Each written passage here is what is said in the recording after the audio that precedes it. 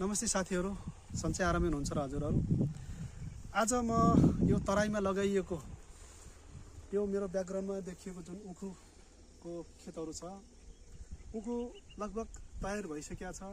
यो उखुबाट भेली कसरी बनाइन्छ भन्ने विषयमा तपाईहरुलाई मैले एउटा छोटो भिडियो बनाएर देखाउन चाहन्छु र म अब जाँदैछु उखुबाट कसरी भेली बनाइन्छ हेर्दै जानु होला।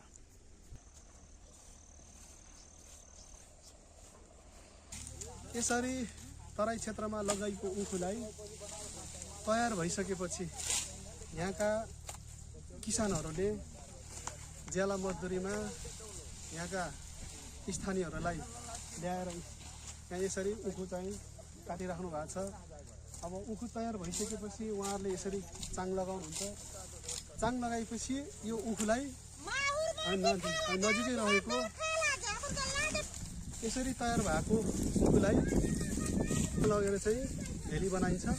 र यहाँ एकजना यही खेतको मालिक जो हुनुहुन्छ, एकजना किसान हुनुहुन्छ, उहाँसँग मैले यो उखु काटेर कहाँ लैजानुहुन्छ, उखुमा कस्तो खालको व्यवसाय छ, उखुबाट फाइदा के छ भन्ने विषयमा मैले यहाँको एकजना स्थानीय हुन्छ उहाँसँग चाहिँ छोटो चाहिँ वार्ता गर्न चाहन्छु। हजुरको नाम के हो? शिवलाल हजुर चाहिँ यो खेतको चाहिँ अब मालिक भन्नु पर्यो। हजुरले आज यहाँ आफ्नो खेतमा उखु पकाउनको लागि चाहिँ स्थानीयहरूलाई ज्याला मजदुरीमा चाहिँ ल्याएर पकाइरहनु भएको छ। र यो उखु चाहिँ तपाईँले लगाइसकेपछि कहाँ लैजानुहुन्छ, यो उखु के गर्नुहुन्छ, यो विषयमा थोरै चाहिँ बताइदिनु भयो।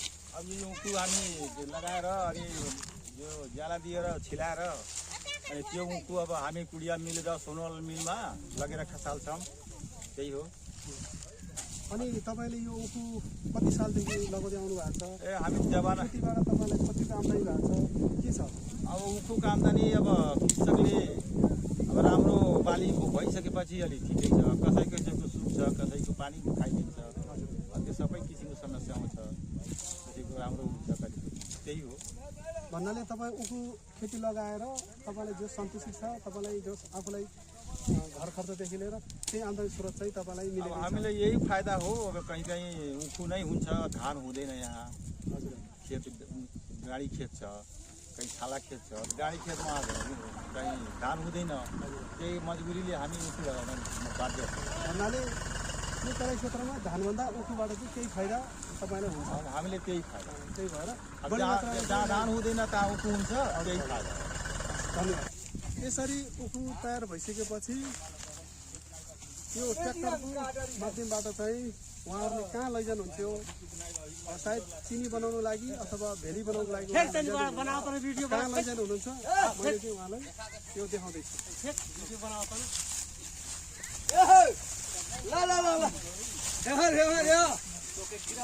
सबैले यो उखु लोड भइसकेको अवस्था छ होइन? यो उखु लोड भइसकेको तपाईँ यो उखु चाहिँ कहाँ लैजानुहुन्छ त्यो बारेमा यसो भनिदिनु होला। यो उखु लोड गरिसकेपछि तर अब जान्छ यो कुनिया चिनी मिलमा जान्छ। हजुर, त्यहाँ लगेर अब के बनाउँछ त्यसको? चिनी बनाइन्छ, सिरा बन्छ, भेली पनि बनाउँछ होइन?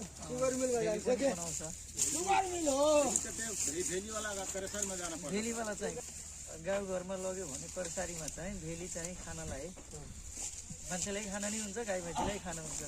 भेलीबाट है चिनी बनाएर मान्छेले खानु भयो है? हुन्छ, हस्, ल। यसरी हामी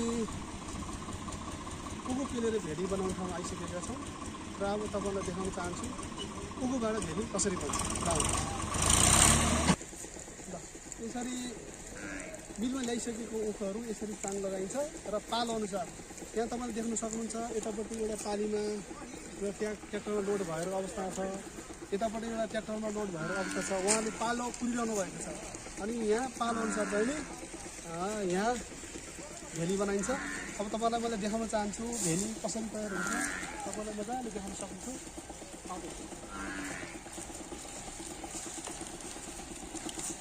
यसरी यहाँ तपाईँको उखु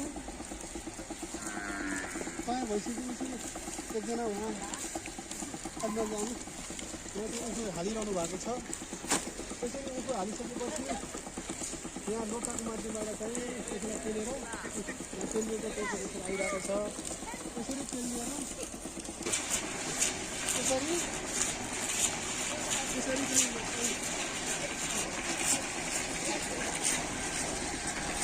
यसरी मोटरको माध्यमबाट चाहिँ यो मिक्स सञ्चालन भएको छ।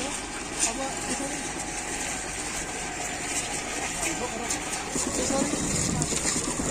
पेलेर माध्यमबाट पनि यसरी यहाँ यसरी रस गर्न सक्नेछ।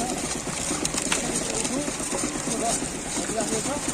यहाँ भरेर यो जालीमा खनेर यो पाइपको माध्यमबाट पहिलोपल्ट चाहिँ यसको रस गराइन्छ। र तपाईँले लानुपर्छ यो मुनि तपाईँको आगो जलाइएको छ। यो मुनि आगो छ। त आगोको रापले नै तपाईँको यो अन्य ल्याउनुहोस् न। यो फर्स्ट अफ अलमा चाहिँ यो मुनि आगोको राप दिएको छ।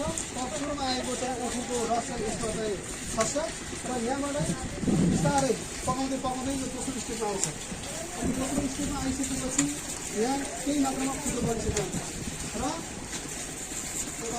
त्यसपछि यहाँ लगभग भिडी बन्ने अवस्था पुगिसकेको छ। यहाँ उम्लिरहेको छ र यहाँबाट हेरेपछि चौथो स्टेप लगभग तपाईँको भिडी बन्ने